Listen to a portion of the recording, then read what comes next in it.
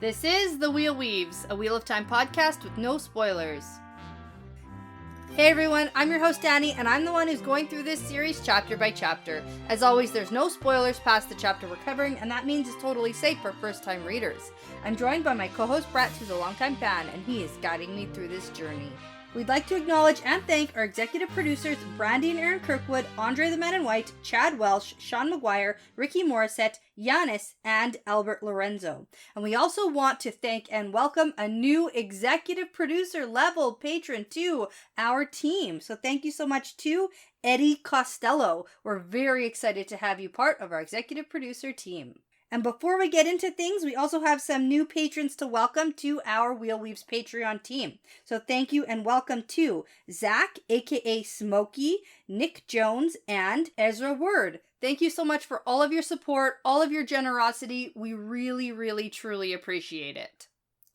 In this episode, we're talking about chapters 53 and 54 of The Fires of Heaven. Yeah, so chapter 53 is Fading Words, and chapter 54 is To Caemlyn. Oh my god. Okay, so I gotta just say... Everybody up in here, I'll go to Caemlyn. Yeah, okay. These chapters are like literally and physically, like mentally, emotionally, physically painful and hard for me to get through. I gotta say, like, it was tough to read through these again. Okay. I feel feelings when I read these chapters. Okay. It's a lot. Uh-huh. I already kind of think I know what you're going to say about that. Oh, yeah. Okay? But I don't. I think that you know what you think is going to happen, but, like, I know No, I don't actually know what's going to happen, but let me tell you, I think you might call me heartless again. Oh, man. Okay. Remember when I didn't cry when Tom didn't die? That's different. I don't know. That's different. Oh, man. Okay. You don't even know, but, like, the people listening... There are some things... Some people are, like, on your side, and some people are like, Brett's totally right, because it's like, this is tough. Right. There's a lot of things in here that are very tough. Okay. There's a lot of things. I'll tell you about it. We're going to have to go back to the therapy sessions. This is the Wheel Weaves therapy session for these chapters. And, oh my god, hey. Hey, what? After tonight's recording... I get to finish the book. You can finish the book. Mm-hmm. Crazy. Yeah. I bet you didn't even know that. Yeah. No clue. Okay. No clue that I had to just stop reading after these two chapters. Again, great cliffhanger, right? Worst. Fantastic. Actually, I love it. Worst. It was really good. It worked out really well for this, I think. Yeah, you keep saying things like that. Yeah. Yeah. Okay. Can we get into it now? Yes. Okay. And you can probably assume, because this is our second last episode, obviously, and then we're done Fires of Heaven. Uh-huh. And since we only have 2 more chapters to read after tonight, you probably can guess what it means for the fun fact. We're going numbers. Cold hard statistics. Okay. Yeah, that's what we're doing here. Okay. Hey, I'm learning. Yeah, you did it. Okay, this is what we did last book. It was great. I loved it because it was like guessing game. Sure. We're going to do it again. Okay. Do you want me to guess how tall a cactus is? No. Because that one I'll never live down. See, now we got to get into this because we've got other things. Okay, go. Okay, so this book did consist of 56 chapters and a prologue. Yeah. Okay, and we had 20 unique point of views. Okay. 20. That sounds like not a lot. Well, 20 different people we got I to see from. I know, but I feel like other books have been more. Last book was 21. Oh, really? Yeah. Okay. And this book had a total of 95 different point of view changes. Okay. Yeah. Like switch watches. Okay. Exactly. Switcherooskies. Okay, so this is my question for you, to see if you've been paying attention to The Fires of Heaven. I have not been. Okay, out of those 95 total perspective switcherooskies, who were the top 3 characters? Okay. Who was number 1? Who do you think we saw the most of? Nynaeve. Interesting. Okay. Is that wrong? She's top 3. That's what I thought. Okay. But she's not number 1. Is it Rand? It's Rand. Okay. Okay, so... He hasn't been top since probably Eye of the World. Probably somewhere around there, yeah. Okay, so the interesting thing is that Rand had 27 perspectives out of the 95. Okay. And Nynaeve only had 20. So Rand got 7 more perspectives. Were Nynaeve's longer? Or were Elaine's just confusing because they sounded like Nynaeve's? That's actually a good question. Yeah. So Rand's word count was 103,000 words, and Nynaeve's was 102. So in the entire book, their word counts were almost identical. Yeah. But that's why it feels like that. Okay. He had a lot more perspective switcherooskies. Got it. So, and then... Plus we had all the Elaine Yeah, stuff. she doesn't count. So, okay. So who's number 3? Who do you think? And I'll say we have a tie for third. Oh, okay. Yeah. I'm going to go with Elaine. Interesting. Okay. And then I honestly... And then who tied with her? Matt. Okay. You know what? Really good guesses, because Matt is one of the people who tied for third. Okay, but Elaine's not? It was not Elaine. I can't keep track of when the women were together. Yeah. But I will tell you, who. Elaine was in fifth. Okay. Yeah. So then who the heck is in third with Matt? Do you give up? Min? Nope. She's down the list. I know. It's Egwene. Oh, duh. Oh, my God. Okay, so this is where it gets really messy. Okay. This is where it gets messy, and this is why your brain is having a hard time I felt here. like we didn't hear from Egwene's point of view very often at all. Like, yeah. She wasn't even... She was tied for third. That's crazy. But this is the thing. Was it like she also had three words? No, she had the third most number of words in the book too. Oh my gosh. There was a lot of Egwene. I don't remember her in this book. It was so long ago. Anyways, okay, yeah. So this is the interesting thing. So Matt and Egwene both had 7 perspectives, and Elaine had 6. So they're all very close. But Egwene had the most words at 26,000. And then Elaine had more words than Matt at 22,500, and then Matt had 22,000. Okay. Yeah, so that's why it's all very close, very close. Yeah, because I thought we got the majority of the Egwene stuff in the dream world, like from Nynaeve's point of view. I don't know. I guess. Yep. Okay. All right. There's a lot of Aiel stuff, so it's like it all mixes together. Yeah, it does. But it does. We can officially get into these chapters. Okay. So last time, what didn't happen? Yeah, fair. Pretty much everything that could have happened in 2 chapters happened. And the nice thing is we get a lot of answers. Last time we got lots of answers? No, in this chapter we get a lot of answers to like, what the heck happened last chapter? Okay, that's fair. Because we had a whole battle. Yep. An unexpected Forsaken battle on the way to a different Forsaken battle. Yep. We had the case of the missing maidens. The maidens were gone. Yep.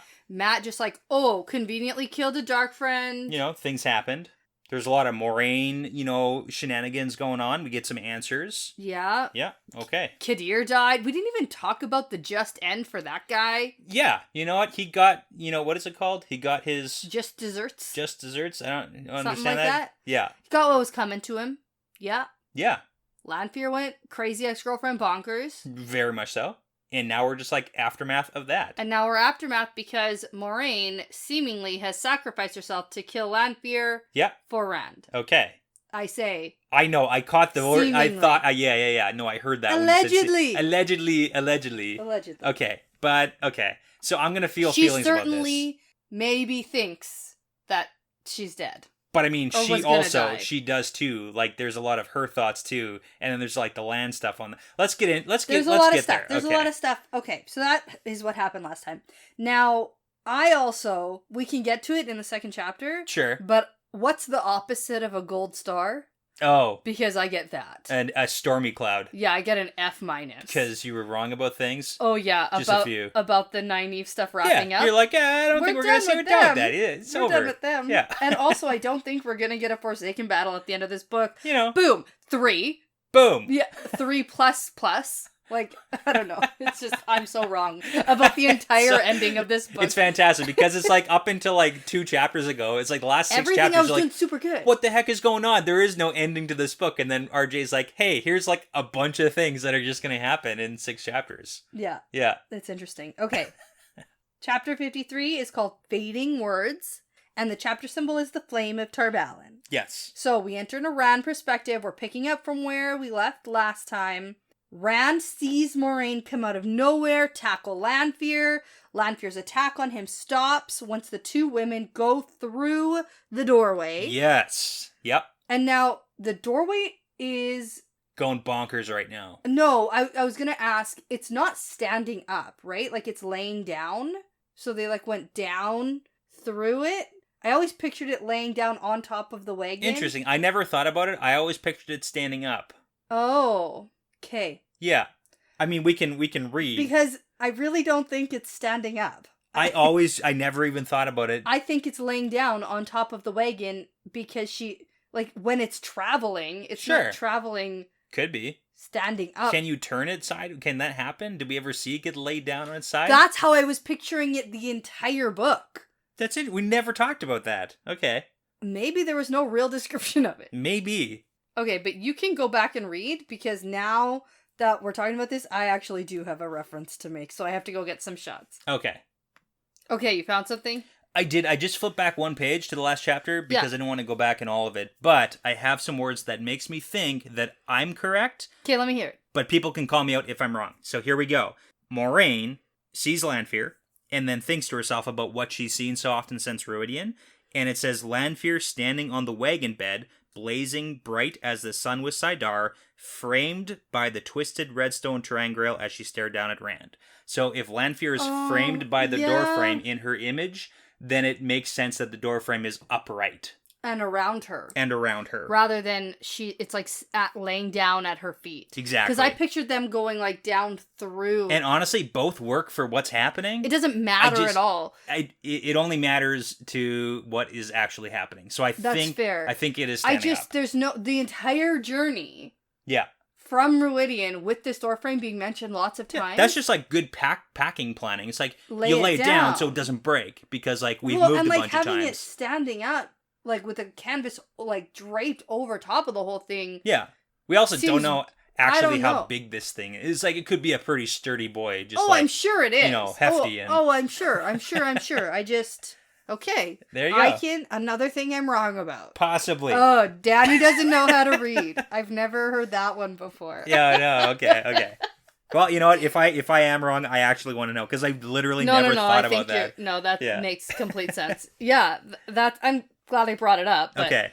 So anyways, this ter'angreal is having a bad time. It is. It's also having a bad day. But I just poured shots. Okay. Because now that it's standing up and they've gone through it. Oh no, I know this one. Yeah? Do you want to share it? The spooky death thingy where they get attacked and then Dogman. Sirius dies or something. Yeah, and then...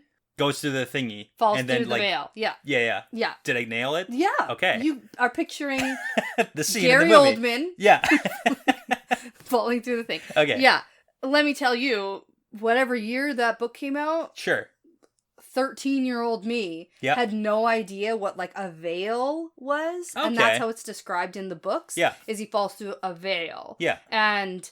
after being hit with the killing curse, so like he's already dead and he falls through, but they like can't recover his body. Okay. So that's the thing about Sirius and in Harry Potter. Gotcha. In case no one actually knows what we're talking about, it's Harry Potter. My description wasn't good enough. Yeah.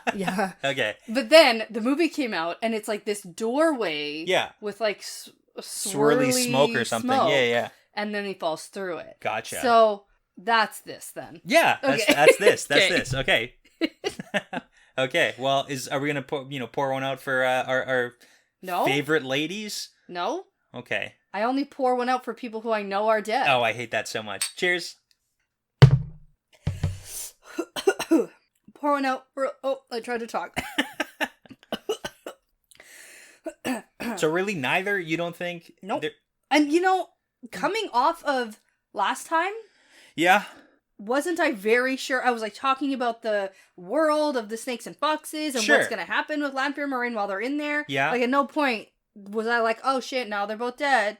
Okay. Remember? At the end of last chapter? Like, Sure. I mean, like, I have some things to talk about here. Sure. Because there is 100% an unreliable narrator happening in this chapter. Yeah. And... it's very, very easy. There were several points where I thought, oh shit, is this actually real? Like, is she actually dead? Are they both actually gone? Okay. Because I have to say, my stance is neither of them are dead. Okay. But if they were, I could get on board with this ending for both of them. Okay. I don't hate it. So if it turns out that Moiraine and Lanfear are actually both gone, I'm okay with it. Okay.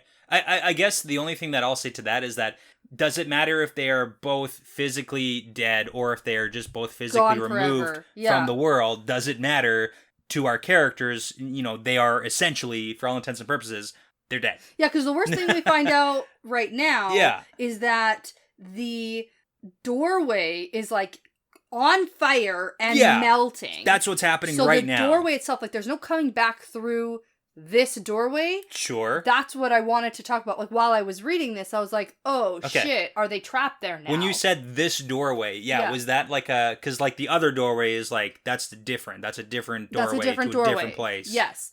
But am I to believe that there's only one doorway for that one and one doorway for this one? Fair. I don't believe that. Okay, now we're getting There's somewhere. all sorts of triangle all over the effing place. Yeah, but it's like, come on. Plus these are like... the Tower of Genji.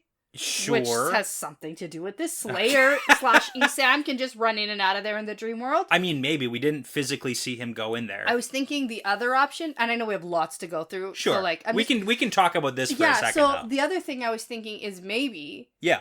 Moraine and Lanfear will now just be trapped to the, like, dream world. Nice. Okay, it's like a Hopper situation. Yeah, I'm not really sure. Where it's like Hopper's dead, but he's not dead, but he's dead. Or like a but he's not dead. situation. She was dead, but now she's not dead. But now she's not. She's but in the world. Now so it's like worse. that's a thing that can happen. Okay. So crossing the veil.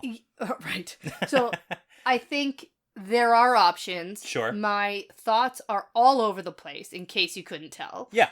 I mean, that's where I would want them to be here. Yeah. Because we don't know. We've got no friggin' clue what's going on. That's true. Except they went through a doorway, it melted, and now... Everyone is sure they're dead. They gone. They're gone. Yeah.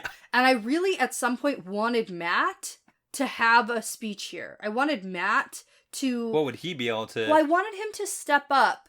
Maybe take some ownership of what happened. Actually admit where he got his, like, Foxhead medallion and spear from. Oh, like explain what he went through with that. Explain what he went through when he was there. Okay. Because when he's talking to Rand at the end of this chapter, and I have it in my notes, like, we'll get back to it, but I wanted him to say something about it, because he's clearly not as upset as Rand is. That's a good point, because he's not, like, mourning or sad, really. He's yeah. like, what's the big deal? Egwene's gonna be fine. Yeah. And I'm still alive, so it's good. So it's good, but I wanted him to be like, well, Moraine's not dead. She's just with the creepy people. Yeah. Like, I wanted him... So it's like, in 20 minutes, she'll be dead, probably. Like, maybe. Yeah, okay. like, I wanted him to give some insight to the fact that just because they went through this doorway doesn't mean they're immediately dead. Okay. Like, maybe they're never coming back, and maybe they will eventually, but I don't think that going through the doorway killed either of them. Okay.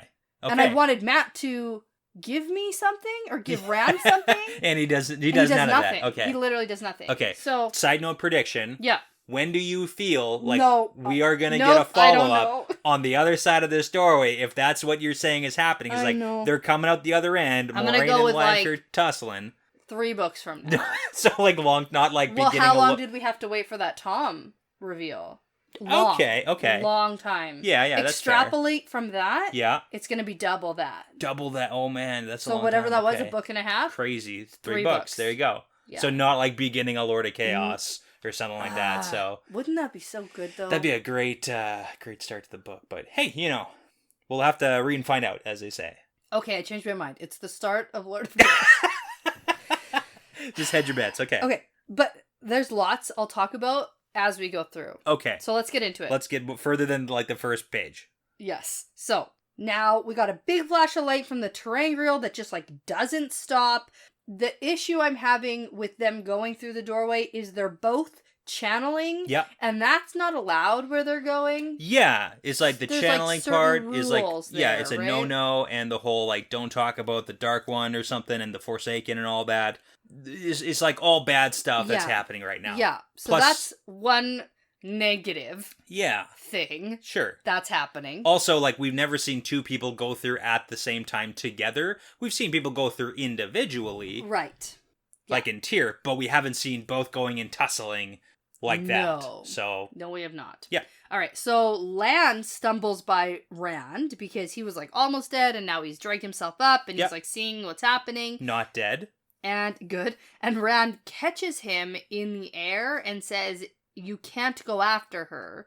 And he says, "I know," and he sounds hopeless, and he doesn't struggle. Yeah, this is a big sad face for me. Yeah, this part is bad. It's bad. This is bad. So, at this point, the doorway's like in flames and melting. Yeah. And then Lan says, "She is gone. I cannot feel her presence." And he turns and heads away without looking back. Yes. Now, this part worries me. Okay. Because you're not at the point yet where it's like, she's gone, and I can't feel her bond. Yeah. But now we're here. Yeah. And I was thinking, well, that makes sense, because she's in a different realm. Like, she's in a different world. Sure. But here's the thing. Yeah. She already went. She's already done that. And came back, and Lan's it was totally fine. bond was fine. Yeah. Unless she specifically, like, cut her bond with him somehow. Yeah, we don't even know really. We have no clue. It's like, that's like a such a stretch. Yeah. I'm not sure. And he doesn't say it until after the doorway melts. So, like, is the destruction of the doorway an issue? But then part of it, I don't know. If there are other doorways, then why would it be an issue? So, like, that's the other side of that argument. So I know. It's a big question mark. Mm-hmm.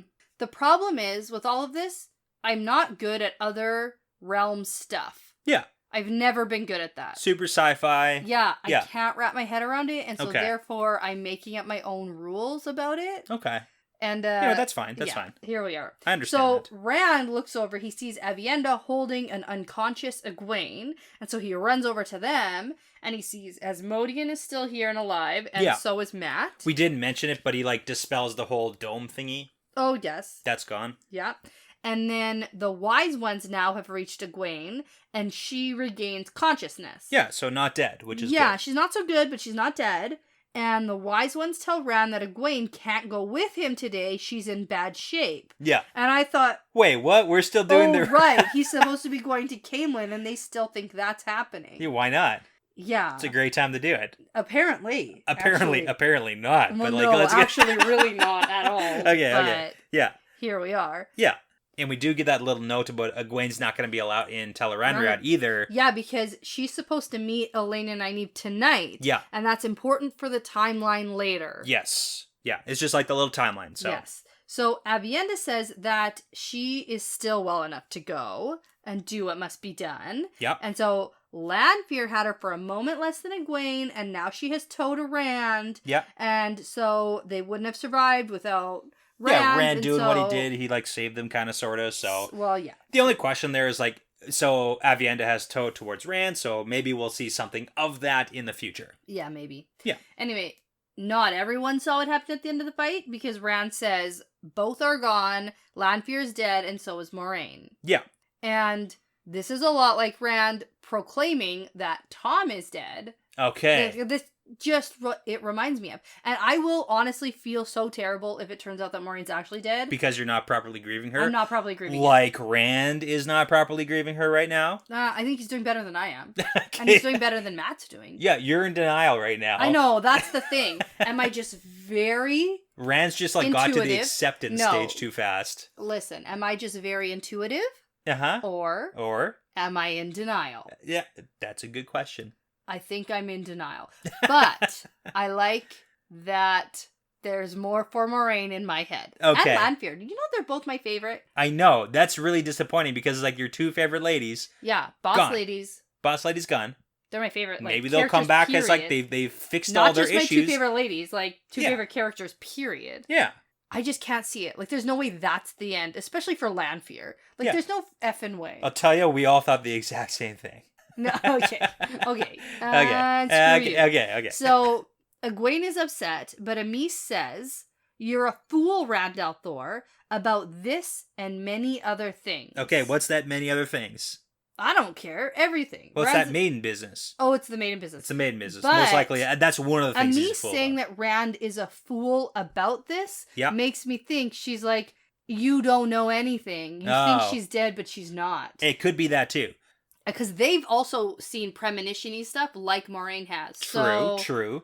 Yeah. Okay. That's where I'm going with that. And he's proclaiming it, and it's like he's doing You're it pretty... an idiot, but they can't share anything, so... Because that alters the timeline. You don't want to alter the timeline by revealing information. It makes sense. And that's why Moiraine couldn't really share anything here Can't reveal it because it'll change the timeline. Yeah. Okay. So then Rand starts feeling really guilty because he could not kill a Forsaken who was a woman. Yeah, don't worry. That's going to keep coming up again and again. Oh, Jesus and Christ. again. So we get some description about what's going on around here now. Yeah, because it's basically just like big fight scene happened. Well, yeah. So there's wise ones moving around, helping the injured and dying. There's Aiel here, but no maidens. Yeah, and then there's all of like Matt's guys. Yeah, that's correct. Who are all here like watching the aftermath. And a couple of Rand's guys. Yeah. So Lan is back with the horses, and he's like patting Moraine's horse. Aldib, yeah. It's so sad. Yeah. We don't actually get to see actually really what's sad. going to happen to Moraine's horse. I don't know. He doesn't take Aldib. It doesn't seem like that. Egwene. Egwene is going to inherit the horsey. Maybe. Okay, I like that. Yeah, because she didn't have Bella, because Swan has Bella, right? Yeah. So. Okay. Yeah, so Rand comes up and tries to apologize to Lan, like if he'd been faster or better, and Lan just says, like, the wheel weaves, she was a soldier and a warrior, this could have happened 200 times in the last 20 years, we both knew it, it was a good day to die. Okay. And I mean, in his mind, Moiraine died taking out Lanfear the Forsaken. Yeah, and he, in his mind, like, that's, like, you can't really ask for more than that. As, like, Lanfear being probably the biggest threat to Rand. Sure. Being, like, still in love with him, but also crazy. Yeah. So. I gotta give it to Moiraine, too. Like, she is the one now, from what we've seen, has taken out, personally... Two Forsaken. And that's assuming Lanfear's taken out. Yeah. I mean, like, taken out of the picture. This battle for she now. definitely took her out of the picture for at least, like, temporarily. Right now. Yeah, because she's about to kill Rand. So, like, good for her. Yeah. That's pretty awesome. Okay, I agree. Moiraine, badass forever. Yeah, can I say this next part is, like, super, this hits me in the feels so hard. Yeah. This Rand bit. I know. It's just and the whole Lan, he's in a rough spot. Well, okay. He's in a bad place. Keep this in mind. This so much. But keep this in mind. Typically when an Aes Sedai dies, the warder isn't going to survive long. So, why?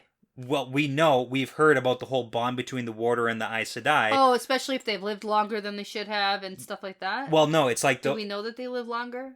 Well, warders? Yeah. We don't actually know about age limits of warders, but what we do know is that, so remember when Alana's warder died? Yeah. She was feeling super overly emotional about that. I'd say overly because it's like there's that bond that was severed. Yeah. And it's like the same way back, vice versa, that we know that warders typically like something kind of goes bad with when the Aes Sedai dies too. Okay. Like we know it's that connection that's like back and forth. Something's going on here. Like a piece of them's missing. Exactly. So like he not only has like the sadness of Moiraine, who he's been with for 20 years. Yeah. It's also like the magical warder bond that is an issue, but now it's also passed off to Morel. Yeah. So it's like he's got more than one reason to being like in a bad mental space. Well, and then Rand's like, "Can we be friends still? I know Will you this still stay and hang out with me and teach me sword training?" This is so it's just like right in the feels for and me. Rand's with this. like, "No, I have to leave." And he's already felt his bond pass. Yes. To Morel. He can feel her in the distance to the west. Yeah. And he must go to her. Yes, he does. But before he goes, he tells Rand to tell her something. Nynaeve that he has found someone else. Yeah. He's gone to be a Green Sister's lover. It happens sometimes. And a warder. Yeah. And my biggest thing was like, isn't Morel in Saladar with Nynaeve right now? Oh, yeah, she is. Oh, shit. Oh, yeah, she's to the west in Saladar, and so is Nynaeve. They're both there. Oh, shoot. Oh, no. Tell her yourself. Okay, but then it's like he's going to Morel. He's not going to Nynaeve, so... I know. Oh, boy. But okay. The Moiraine bond... Sure. That Nynaeve was so concerned about... Yeah. Broken. Yeah, but now it's with Morel. Yeah, I know, but Morel's going to be way less attached to Lan. Oh, you think so? Good, okay, good. Like, so it's going to go super easy, and Morel's going to be like, here you go, Nynaeve. No. Here, have Lan. I'm glad you think that. Good, we got that on the record, babe. Everybody. But, like, maybe. Yeah. I'm hopeful. Yeah, I know. I mean, so, I feel like the whole Moiraine and Lan bond was way worse. Yeah. For Nynaeve because of her hatred for Moiraine. Yeah, okay, like, now I think maybe it'll be a little easier for Nynaeve. You know what I will say? We do know Accepted they're not allowed to have warders. Uh-huh. So maybe it's like a timing thing. It's like when Nynaeve can become an Aes Sedai, then she can have Lan. Because I know Elaine has a warder because she did that, but she's Accepted. No one else knows that she has that. Not yet. So. Yeah. Okay. But that's what I'm saying. Like, maybe it's that situation where it will be easy. It'll pass, pass the bond because you guys clearly love each other. And Morel totally, I think, is cool with shit like that. I mean, she's got a bunch and she kind of... She's a Green. She gets I feel like she's gonna get love. I could see the whole waiting till she's Aes Sedai, though. You can't have them yet because that doesn't play by the rules. Accepted can't have. Do you have fun playing maybes and what ifs? Oh, it's so much fun. I just like to play out hypotheticals of what may or may not happen in the entire series. Yeah. If I was just watching this in 20 different styles, it'd be great. Yeah, that's kind of what you. How the book I would like to what I would like to see as fan fiction. Yeah, it's great. That's basically what you're doing. Every single episode. Yeah, that's funny. Anyway, so Lan's on his horse and he's leaving now. Yeah, and he tells Rand, "We're alike in many ways. there's a darkness in us. Yeah. And if you ever love a woman, Rand, leave her and let her find another. Yeah. It will be the best gift you can give her. Yeah. Lan needs to listen to some My Chemical Romance. I was going to say, he's got his little headphones in. On his way, because he is so angsty right now. A little bit. He's got to get some of that out. God. And I don't blame him at all. No, I get it. It's like the whole, It's just like, Lan... It's a lot, Lan. You're saying a lot of words right now. Okay. So Rand notes that everyone is watching what's going on here at the docks. Whoa. What? Rand also gives him, like, the funeral rites. Oh. That's also super sad, because Rand says, the last embrace of the mother welcome you home, Lan, as he's leaving, and it's like, he's leaving. Rand gave him his funeral rites. Is this the end of Lan and Rand? No. Okay. Yeah. No, Do you think Rand's everyone's just, like, gonna get together in the end and be like, hey, party Not time, let's in the see end, each but other? there are 10 more books, and this is a very small world. If I have learned nothing... Yeah. If this is the only thing I've learned, yeah, it's that this is a small world and there will always be meetups. You know what? You gotta live in the moment and be like, this is sad, they're never gonna see each other again. Oh, that's just not true. You have to. If that's where it like needs to be. Book 12. Sure. Like, maybe. Talk to me in 3 years from now. Because, no. Okay. Not now. No way. Okay. Oh, yeah. Never again. Unless Lan's dead. Like, that's the only way. How could you even put that out in the universe? Well, that's what I feel like Rand is saying here. He's like wishing death on Lan. No, it's not wishing death. I don't know. To read someone their funeral rites before they're dead seems pretty bad. Seems not great. No, it's not. You don't even get it. You don't even get it. You're right. I don't get it. Okay. You're right. All Let's right. move on. Okay. So Rand notes that everyone's watching what's going on here. And he notes that the tower is definitely going to learn about what happened here. Because spies. Because spies. Yeah. And if Ravine has a way to watch, then he'll know too. Yeah. So he heads to an empty room in a random building. Yeah. And then he berates himself for not even taking a minute to grieve and mourn over what's happened. Yeah, because he's doing his whole, like, ooh, I gotta use everybody and figure out the next plan. But, like, Rand, shock is a real thing. Oh, yeah. It's been 3 minutes. Yeah. Literally. That's actually a very good point. It's literally been 3 minutes. Shock and trauma, and you were just like almost tortured to death by your ex-girlfriend from a different past life. Right. Like, there's reasons to be, you know... in shock? Yeah, PTSD. It's a real thing. Yes. Okay. So, Rand decides to open the letter from Moiraine. I love it. I love the fact that we get it. We get it here. Yes. It's not like that part is good. Yeah. Yeah, and so we get a bunch of information. Yes. And... even now, she still doesn't share all of her information. She doesn't, but it's like for a good reason. Even in fake death. This, I can't. It's just bothering you. You're gonna drive me much. crazy. Okay, I have quick notes for this, so like stuff we got to talk about, and it's basically every paragraph, but we got to go through this. Okay, go. Okay, all right. So number one, the letter's gonna self-destruct when he puts it down. It's just the words are gonna fade away. It's Mission Impossible style. It's invisible ink. It blows up. It's urine. Okay.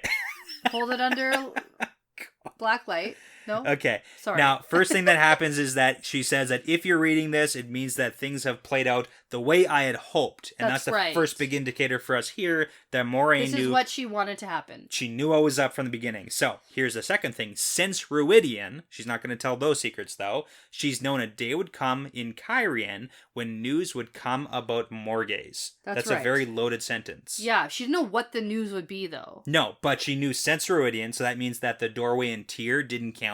So the questions she asked didn't play into this. Yeah. Remember, and if they did, they just were further answered. Exactly. Right. Yeah. So it's like clarification. So definitely the whole Ruidian thing with her going through. Like seeing the futures. Exactly. Whatever. Yeah. Then second thing was that she knew that it would be in Caerhun that this would happen. And that's important because it makes sense now why Moiraine was pushing so hard for Rand to learn everything, why she's been so frantic this entire book to learn and teach him everything. And every time Rand was like, why is she trying to shove everything she ever knew into my brain? Boom, because she knew she was going to be gone here. Now, she doesn't know what the news would be about Morgaze, or even if it's true, and that's a question we can talk about too. Yeah, we don't have to. Okay. We already talked about that last time. Not true? Not true. We talked about that last time. Yeah. Good. But each time, that news led to the docks the following day, so that makes sense. Why, after Moiraine heard the news from Matt, then she was like, tomorrow to Rand. Right. Okay. Yeah. And that's why he was like, okay, let's do it tomorrow. Right. And Moiraine probably was like, phew. Yeah, and then she's all happy. This is what she wanted to happen because she saw 3 options of what could have possibly happened. 3 branches. So number 1 branch is basically what happened. And then that means that Moiraine's gone, so is Lanfear, so she knew that. Second branch was much worse. So down one of them was that Lanfear killed Rand. Yeah.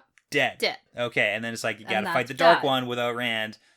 Good luck. Bad news bears. Okay. And then the third branch, which is also terrible, is that Lanfear carries Rand away, and the next time they see Rand, he calls himself Lews Therin, and he's the devoted lover of Lanfear. Yeah. Which is like, also, debatably, is that worse? Yeah, it's not good. Yeah, if you had to take 2 or 3, which one would you take? Rand, okay. Yeah. I was going to say, probably a good idea. Yeah. Now, Moiraine doesn't know if Egwene or Aviendha would survive because she doesn't get to know everything about the future, except for one small thing that doesn't concern you, Rand. Okay, what's that one thing? I don't know. Oh, man, okay. Who cares? No, don't say that. I don't know. Oh, my God, okay. I don't know. Well, at this moment, it doesn't matter at all. It doesn't, okay. But let me tell you, Moiraine specifically says, if you're reading this, I am gone. And so is Lanfear. Yes. Now, I don't know if she saw anything after being gone. Sure. But for herself personally? But she doesn't say, I am dead. And so is Lanfear. But she specifically says in one of the branches, you would be dead. Yes, okay. Right? Okay. And so in this, she doesn't use the word dead. She says, I'm gone. I like that you're picking that up. So could that have something to do with the one small thing that doesn't concern Rand? No. That has to do with Aviendha and Egwene. Oh, that's at least, maybe it was all mushed together in one sentence, and so that's what I picked up. Yeah. But no. Okay, that's fair. No. I think that she's using the word gone instead of dead because she's not sure what's going to happen to her when she goes through the doorway. And she can't lie. And she didn't see herself dying. Sure. No, that makes sense. Because she's an Aes Sedai. She can't lie when she's writing. Right. So. All right. Then, Moiraine didn't tell Rand or Lan because she can't trust that the men are going to do what needs to be done. Because he can't see a woman harmed because he's the worst. Yeah. So he has to, let her sacrifice herself. Now, if Lan is not already gone, tell him that she did what was for the best. That's all good. Rand thinks Lan definitely did not get a letter. Yeah. Very sad, but it is what it is. Now, this is the big piece. Well, one of the big pieces. Be suspicious of Varen. That's what I picked up. That's not what it says. Remember oh my God. Original Dark No, I know that. I know that, but that's Varen. not what the sentence says. I don't know. I'm going to read it out to you. I know. Be suspicious of everyone and Varen. That's what it says. Be suspicious. Be suspicious. No, it's don't be suspicious. That's okay. All right, okay. So what she says, just because I knew you were going to be like, that's the one thing I'm going to pick up here. Of course. She says, trust no woman fully who is now Aes Sedai. Yeah, don't trust anyone. But she says this specifically, not just Black Aja. Yeah, just don't trust people. Yeah, but she's saying it's not just the whole oh my God, they're Black Aja. She says be as suspicious I know that. No, you don't know that. I'm playing with you and the people. That's my job. No, but I need you to get there. I get it. I'm telling you I do. So she says be as suspicious of Varen as of Alviarin because Aes Sedai are sneaky snakes who like to pull strings. Sure. Right? So he thinks about why is it Alviarin. Yeah. We know it. He doesn't know it yet. But anyways. And Moiraine obviously suspects, perhaps? I don't know. Yeah, and she knows she like people like to pull strings. Yeah. That's an Aes Sedai thing. Yeah. Now, she also says, please deliver Tom's letter when you see him again. It has important information that I promised him. There's a small matter that I told him that I need to make clear. Yeah, so it's obviously names of the Red Aja. Yeah, so she promised for I was going to say, that's what we got. Yeah, and also declaring her love for him. Oh, in the letter? No, probably. Oh my God, yes. Okay. No, yes. Totally would have done it had there been time. Yeah. PPS. Sign Moiraine. All right. And then the last one, and this is oh, she totally knows about Asmodean, and I finally get a gold star. You get a gold star for this, because she's like, hey, be wary of him. I don't totally approve, but I get it. Perhaps it was the only way, but be careful. He's the same man now that he always was. Yeah, okay, which is also shit. Which is fair. He is still the same guy. He's a little Yeah, but the problem is, nobody here, except for maybe Lews Therin in his head, knows the same guy, sure, like knows the that's guy. like the as best Moraine person was. though to know. I know that. The I guy know. living in your head. That's true. But what I'm saying is Moraine, who's like, oh, he's the same guy. It's like, you don't even know what that guy was. No, she doesn't, and that's the thing. But that's why she's like, hey, I get it. But that's the whole plan. So we get confirmation here that Moraine knew from totally the beginning. knows. She figured it out. We don't know exactly when, but yes, probably we do. The pretty time early where on. I was like, oh, this is where she figured it out. Like, yeah, probably that. Like 20 chapters ago. Yeah. When Egwene was like, there's a Forsaken who's doing something. Probably when he like came back from Ruidian. to El Cordell. Like, this is my new friend. He's my bard now. Yeah, it's the worst. Okay. Yeah. So Rand thinks about the letter after he's read it, and he thinks about how Moraine has Ruidian secrets that she's telling. Yep. He definitely picks up on the fact that she mentioned Varen. Yep. And that she said Alviarin instead of Elida. Yeah, and the whole Asmodean thing, and the whole Asmodean thing. And he picks up on the cryptic nature of the message. Yeah. Even though it's disappearing, exploding ink. Yeah, exactly. As soon as he like puts it down. Yeah. Just in case. Just in case. She's super careful. But the whole thing is cryptic too. And so I think the fact that she's like mentioning those people are those people definitely to be wary of. Okay. He then thinks about her knowing what was going to happen and going to her end as bravely as any Aiel. Yeah, like she straight up knew what was going to happen. Yes, and whether awesome. or not she's like, you know. She is badass through and through. Yeah. Yeah. Good ending for her. Uh-huh. Ending for this book for ending her. for this book for her. Probably. Maybe. Because there's two chapters left. Yeah. And who the frick knows? Wouldn't that be a kick in the butt if like the last two chapters were like Moraine? That'd be great. That'd be great. I would actually freaking love that. I know. But then he does some more berating of himself for not being able to kill Lanfear. Yeah. And then Sulin appears. Yeah, okay. And she's like, why are you crying here alone? Yeah. And he's like, I'm not crying, you're crying. I mean, I like the fact that she's like, are you one of those people who thinks that crying is bad? Because I heard that wetlanders are idiots like that. So. Yeah, exactly. And then he's like, no, I'm not crying. And Ron's like, I'm not crying. Yeah. I've just been cutting onions. Yeah. It's just been raining on my face. Okay. So, okay. That's good. That's good. Yeah. And then he's like, wait a minute. I thought you decided to abandon me and go back to the waste. Yeah. And she's like, no, we didn't abandon you. And then she sits down and puts her 3 spears down. Yeah. And says, you have abandoned us. And then snaps the first spear in half. Yeah. Okay. So this is big. It's big. And so Rand says, what the hell are you doing? Yeah. And she says, will you put us in skirts? Or should we lie by the fire and lick your hands like a dog? And then she takes her second spear and snaps it, even though Rand tries to stop her. Yeah, so like immediately, like very quickly, this is going very poorly, number Rand's one. like, what the hell is happening? Whoa, what's happening? Quit it? But yeah. And then Sulin picks up her third spear and Rand uses air to hold her still. Yeah. And so he says, I thought you understood. I kept the maidens out of the battle with Couladin and you never said a word about it. And she's like, no, idiot. Yeah. Like, you didn't keep us out. We kept you out. Yeah. Because you were acting like a stupid idiot moron. Yeah. You're the Karakarn, and now you're going to fight one of the Forsaken. Yeah. Okay, so there's like 18 things here. So number one, this makes sense why all the maidens last chapter were gone. Yeah. And the whole mystery of like, oh my god, where are they? It's because they are pissed off at him. Because it was, in fact, Rand's fault. Oh, yeah. Yeah, but that was the whole big thing, like the big conspiracy. conspiracy. Oh, yeah, I for sure thought Rand did something. Yeah. Yeah, I mean, sort of. That's what I speculated. Yeah, I mean, you went back and forth. I don't think so. That's not how I remember it, but I don't know. It was like literally last episode. I know, that was a long time ago for me. And Avienda, like, also is a... Well, no, she's not a maiden, technically, but she, like, has the in and in. And she's concerned. Yeah, she's worried. I think she would know if the Aiel were just leaving. I don't know. I guess there's no time to even think about it. I hate this. I hate that I have no clue. Okay, let's keep moving. That I don't know what's happening. I'll bring up some theories afterwards. Fine. One of those theories is Rand did something. I think Rand might have done something. So I said Rand did something. Yeah. Yeah. Yeah. It's good though, because like the other theories that you could come up with on that one is like, oh, did Moraine know she was going to her end? Yeah, because I like, asked if all the Aiel were gone. Yeah. And you said no. And then I was like, well, then Rand did something. Yeah, because like if you think back to it, it's actually like probably a really good thing that all the maidens were gone, because if Rand was surrounded by maidens during the Lanfear attack, they'd all just be dead. Oh, yeah. Like she would have wiped them all out with fireballs too. Part of the pattern. Part of the pattern. So like maidens got spared. So, hey. And then so Rand asks if they want to keep him out of this fight too. Yeah. And Sulin says, no, anyone can kill Couladin, but not anyone can just go fight a Forsaken. Yeah, because Rand was going with his friggin' sword. And Rand realizes his fuck up because he chose the raiding party and there were men from every society except for the maidens. Yeah. Like no Aiel from the maidens. He literally took all the maidens out of the fight for the Ravine raid. Yeah. Yeah. And so he tells her that he can't let a woman die.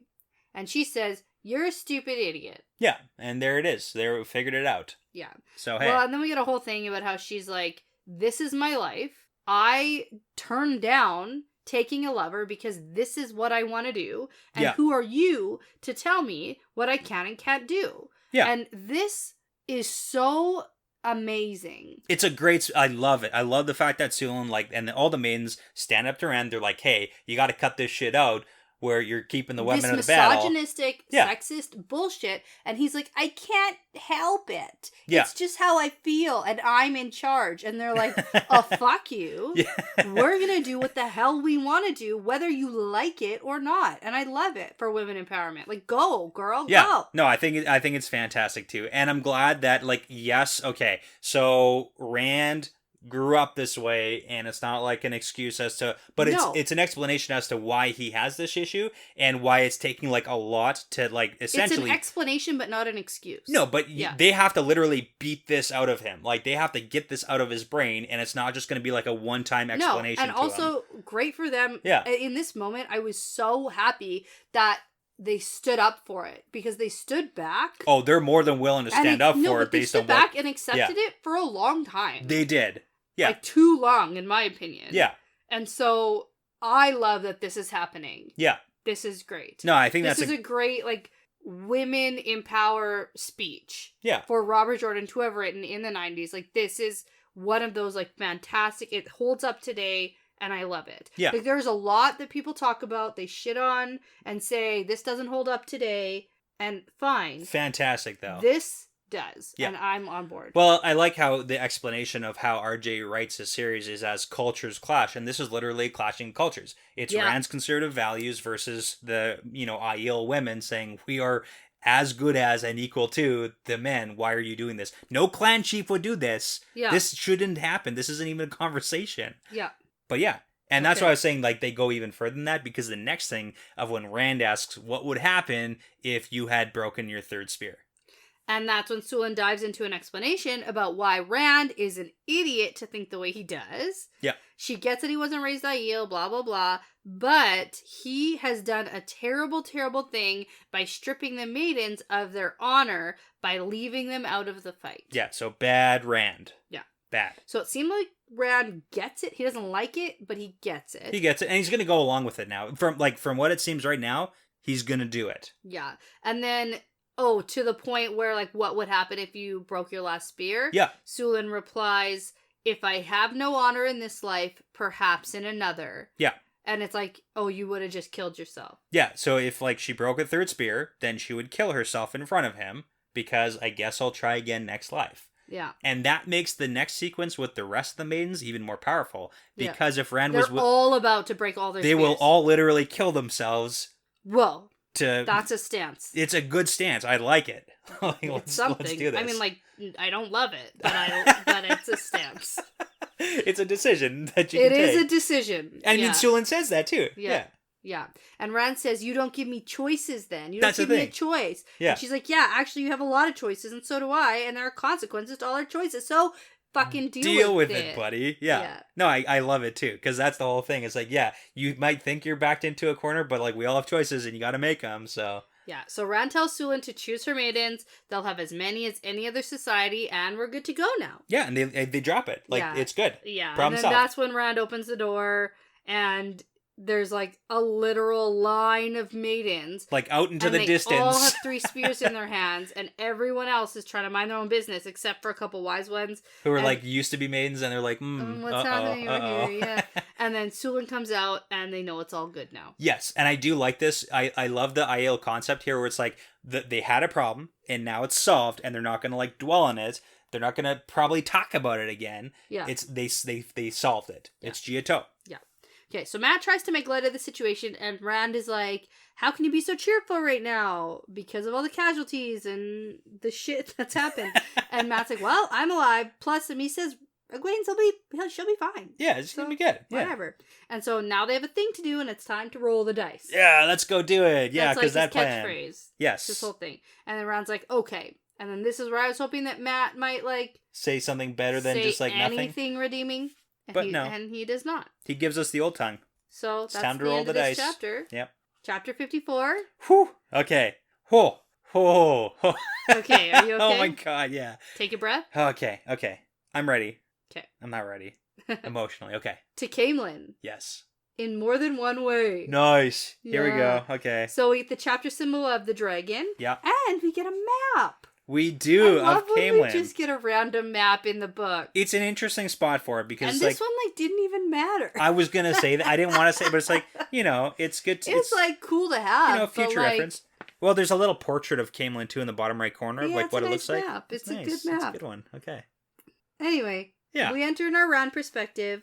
We pick up from last chapter. Rand is heading back to the palace with 500 maidens. Yeah. The entire courtyard is filled with Aiel, ready for this raid. And there's only one non-Aiel, and that's Pevin the flag bearer. We love Pevin's the guy who, lost all his family. Yeah, and he's got, zero expression. He has no... That's because all of his family is dead. Yeah, no, I know that. Everyone he ever knew. Yeah. He, literally could give a shit. Yeah. Yeah. And he's holding the flag. I love Pevin. That's nice. Okay. Also, what's kind of funny, too, is because Rand is a little bit annoyed because the maidens know, because this whole Ravine raid is supposed to be a secret. Yeah. And he's like, how does everybody know? But it's like, there's 6,000 Aiel, ready to go. Ready to go here, and I'm very confused because now I thought this was a sneaky sneaks raid. Yeah, of 100 people? Less. Okay. Less. Yeah, I thought it was literally Rand, Egwene, Moraine, Aviendha, Matt. Okay. I thought they were going to go through the gateway. Yeah. Do the thing. Sneaky sneaks, Well, how many people attacked Kyran? Do you remember how many people he had? Yeah. What does that have to do with anything? When you're going to war... Sure. When you're doing a sneaky sneaks gateway raid... Yeah. To pop into Ravine's bedroom and off him... 6,000's that's minimum. I did not. Maybe I don't have a mind for battles. Maybe this is why you're not allowed to be in charge of the army. This is what's holding you back. I was like, why are there Aiel here? I'm so confused. What are the maiden even talking about? Before in the last chapter, You're 10 people. It's like a movie. That's the issue with movies. It's you're let's take your 10 best soldiers and we'll go kill the king. It's that's not how it happens. Yeah, although talk to Tom about something, so. Well, it's a whole Trojan horse situation where it's let's just put Brad Pitt in the horse and 10 other guys and we'll take Troy. That's not how it works, guys. Come on. There were definitely more than 10 in there. Yeah, I don't think so. And then they let everybody through the gate. No, we get the Brad Pitt movie. It was great. Fantastic. It sounds like you don't get Troy. Yeah. Sounds like you don't get it. Anyway, I was very surprised here. Because in my mind, a raid is just, Mission Impossible. Yeah, five dudes who are show up, off Ravine, and leave. Okay. Not happening. I really didn't think, backup soldiers were coming. Okay. Because to me, that's not a raid. Well, yeah. But I don't know anything. Unfortunately, only 5,999 make it to Caemlyn. So no, I had to say. No, not all of them even go. Anyway, we'll get there. So, Aviendha's with Rand. We get that there's a little exchange between her and the Wise Ones, or there was an exchange. There was, and Rand overheard it. Which is weird. But the Wise Ones told Aviendha to guard Rand closely because so much depends on him. Yeah. And Bear had said, much depends on you both. It would be easier if you had succeeded by now. And Amis says, Aviendha has been more successful than Bear knows. And she says, I've waited for her to tell us, but since she has not, ... And then they all see Rand overhearing, and then everyone's like, shit, stop talking. Okay, so just give us some, what is that all about? The only thing that really makes any sense to me is the whole bed him and win his trust situation. Yeah, make him care about the Aiel. We've kind of known that was the plan from the beginning. And therefore make him care about you. Yeah. Sleep with him. get him to love you. Yeah. And, like, if you had succeeded by now, this would be easier. And then Amis is like, she succeeded a little more than you guys think. And since she hasn't said anything, I guess I'm going to go ahead and say something. Yeah, how does Amis know? Well, they know everything. Plus, they can see dreams, probably, and so... stuff, yeah. That's fair. Yeah. There's only so many times you can dream about igloo sex, and people are like, that actually happened. About to be like, hey, wise ones, Avienda slept with Rand. She's like literally about to say that when Rand's standing right there and they notice. Yeah. So I mean, that makes sense. And we've gotten that's like the MO from the wise ones for a long time, so. I know that. It's funny because Rand in the next paragraph, he's like, oh, I don't understand any of this. But then he thinks, oh, maybe it's like one of those like Colavir women situation. And he's like, no, Avienda would never allow herself to be used that way. And she doesn't, but like it happened naturally. And then especially since they did it once and now she's like literally doesn't let him touch her again. Yeah. No, I gotta say, the wise ones do have the advantage of being dreamers and getting to see like, stuff and also having the whole Ruidian deal. Yeah. So they do get to see, the future. Yes. Yeah. And that probably helps. Yes. Or the possible futures. Possible futures. Yeah. Yeah. All right. So this is where I got really confused because... You're like, why is there so many people here? There are so many. There are 500 from each society, which means 6,000 Aiel. Yeah. And I was like, this is supposed to be a sneaky sneaks raid. Yeah. What's happening? It's not 160,000 or something. Yeah. Plus we get the 2 I said I won't be coming because... Moiraine and Egwene. Yeah. And then Bale mentions... stories of, quote, trouble by the river. Yeah, because this, like, shenanigans with Lanfear happened, like, 20 minutes ago. Does not fill him in on the news, and he's like, much honor was earned, not by me. Yeah. So, Rand is like, well, does everyone know about this? And then Peven says, I heard you were going somewhere. So I'm gonna come along. I'm coming to hold your banner on this sneaky sneaks raid. Peven needs to stay beside Rand. I love it. Yeah, and he's like, fine. So it's time to go with everyone, I guess. Yeah, we're doing this. And then Rand opens a gateway, and it's because the plan, obviously, is to skim to Caemlyn. Yeah. There's lots of description of him opening the gateway, the darkness, the platform he makes. Making it, how big the platform is. He tries to make it bigger, he can't do it. Now it's too big. He scales it back. Yeah. Here we go. And then we get Asmodean be like, wow, that's a good platform. Yes. Very good. Yeah, and then Avienda comes through first. Yep. Then Bale and Peven, and then Asmodean, Matt mutters something in the old tongue. Sulin comes in, and then as many of the 6,000 that can fit... They are cramming on there. Enter, and they crowd in the platform, but Rand has to shout at them, that's enough. Yeah. Stop coming. So, like... You know what? This is the thing. They probably had more... They had extra Aiel waiting to be like, keep going, keep going. It's like a clown car situation. Wherever Rand goes. Yeah. And then Rand is clearly upset because he can hear the voice of a maiden. And he's like, I knew they would sneak in here. What is the Lamella, Nyla, and Samara? It's like the ones who like treat him that some kind of way and he like hates it, and it's so funny. Now they're gonna die. They're for sure all here. Anyway. Okay. Rand warns everyone to stay away from the edge. Yeah. Then once it's full... They clear the gateway, Rand closes it, and they start moving. Yeah, more description then, Lots of description, no sense of motion, no breeze, whatever. Matt's like, this is worse than the flaming ways. Yeah, I love the Asmodean look. He's like startled at that comment. Yeah. He's like, the fuck you guys up to? And Bale's like, dang, okay. And after about half an hour or so, we don't know, there's a stir from the Aiel. Oh, this is so sad. Someone got... Don't laugh. And he can't even ask if it's a woman because they like, don't look at... Someone got vertigo and friggin' toppled. Fell off the platform. Yeah. And Rand is like, God, I hope it wasn't a maiden. I'm like, Rand, no, you just got a lesson and not thinking like that. No, but to be fair, when he got that lesson, he was like, I'm still gonna pay attention. I'll do it, but I'm gonna hate it. I know. But here's the thing that we need a little bit of speculation from you on about this whole, skimming situation, because it's very much like the ways with the whole darkness and eternal blackness below you, and like don't fall off the bridge, blah blah blah. Yeah. So Rand thinks about like how this person's gonna die. Is it like your heart's gonna stop from fear or going insane or just falling for like, a week and dying from thirst? Yeah. If you have a knife on your belt, at what point do you just like kill yourself? Well, if they're Aiel, probably immediately. Yeah, he's like, I'm not gonna do this. Yeah. Fuck this.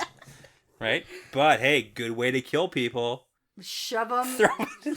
No. What? Unless it's like Ravine. Yeah, go ahead. Suck it, Ravine.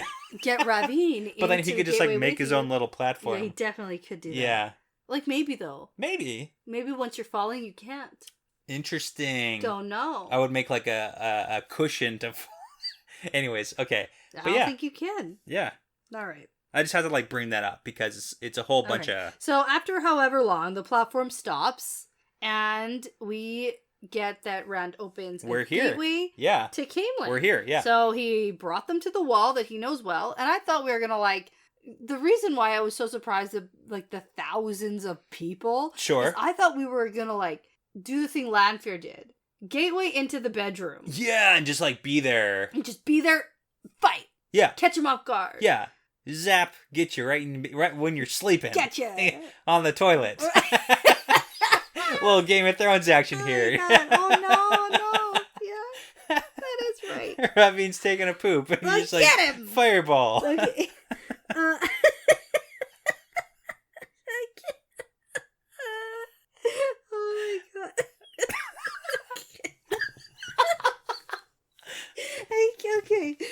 Okay. Well, it's not like that. Because they show up outside the palace. Yeah, it's the wall that he climbed first and he met Elaine. I know. And then he also knows, Matt knows this too, so he knows that story. Yeah, he does know that story. So at least they talk. I can't. You gotta stop. Okay, no. We're fine. This is serious business, I Brett. know, it's super serious, especially because what's going to happen next. Stop making jokes about the bathroom. Okay, so they end up outside the wall. Yep. And then Rand's brain starts to wander a bit. Yeah, a lot of it. Like, focus, Rand. Yeah, come on, man. Now is not the time to be considering your 3 eligible bachelorettes. To be fair, he's got to wait for everybody to exit first before he can exit. So, like, he literally... Thousands of people. He just has to stand there. He's got lots of time. Yeah, got tons of time. You know what? That is fair. Yeah. Okay, so he thinks about kissing Elaine and Tyr. Woo-woo. Messages from Egwene and those letters that were so confusing. Yeah, hot and cold, okay. And then what will happen when she learns about Avienda. Yeah. And then, plus he thinks about Min, who never liked him. Oh my goodness. So the whole bunch of stuff. Yeah. Yeah. But I was like, Rand, focus. Yeah. You got a task, man. Anyway, they're here. The gateway's open. Rand is the last one out because his presence is needed to maintain the platform. Yeah. The Aiel all dash out, veiling themselves. And once the last go by... all the others exit, and Rand leaves and closes the gateway. Yeah. So the Aiel are running down the streets, they're climbing up the slope, they're scaling the walls, it's a whole thing. And then Rand just sort of like stares because as the Aiel are filling the streets, he's realizing that there's an issue here. Yeah, nobody's here. Nobody's here. Nobody is here, and there should be people here. In the middle of the city. Yeah. On a weekday, people should be working. Yeah. And then, like a nightmare, here we go. The wall topples outward in a bunch of places. Aiel and stones smash down, and Trollocs and Fades appear from everywhere, and the chaos begins. Boom. And it's like, it's nice that at the end of this chapter, we get like an explanation for what the heck is going on here. Right. But... it's Ravine because he knew... It's a trap. It's a trap. It's a trap. It's a trap. It's a trap! Yeah, the fish trap. Yeah, good one. Yeah. I'm sure he has a name and I can't think of it now. Yeah. Admiral Akbar. Oh, yeah! Yeah. Good one! Boom. You did it! I got it. I'm very proud of you. Thank you. Great. Thank you. Anyway, okay. So... as the Trollocs and Fades are like pouring out into the streets, lightning starts stabbing down from a cloudless sky. Okay, hold on. Cloudless sky. Yeah. We've gotten that before. I know, I was thinking, because when they were on the tower, and there was lightning stabbing down from a cloudless he sky. felt it coming from the west, and it didn't make sense that was from Ilion. It made sense that it was from Caemlyn. Boom, it's Ravine. Yeah, that's what it makes. That makes sense. That's what it sounds like. Okay. So Rand channels to create a shield to shelter them from the lightning, but he's like a touch too slow. Yep. One bolt strikes down directly above him. He gets knocked down, but he gets up again. They're never going to keep him down. Yeah. Man, okay. Anyway, but he almost loses the weave, and he draws more sardine. It's a big thing. Oh, yeah, he's also got the using angriel. his angriel. Yeah.